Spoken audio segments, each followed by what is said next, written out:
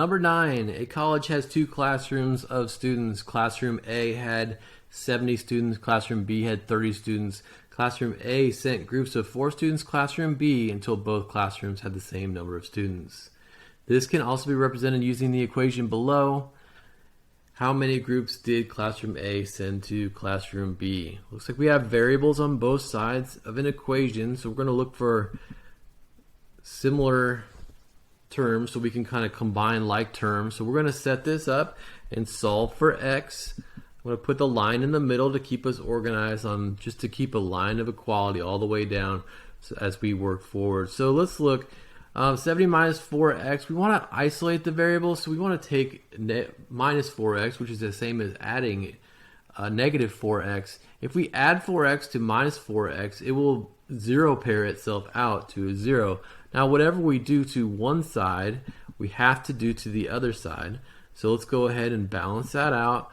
We have, when we add 4x on the left hand side, it results in 0x. On the right hand side, when we add 4x, it has an 8x.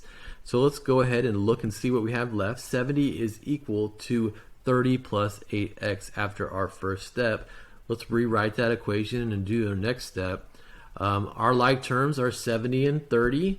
So we want to isolate our variable, which means get our x by itself. So let's go ahead and subtract 30 from both sides. When we subtract 30 from both sides, 30 minus 30 is 0. That zeroes that out.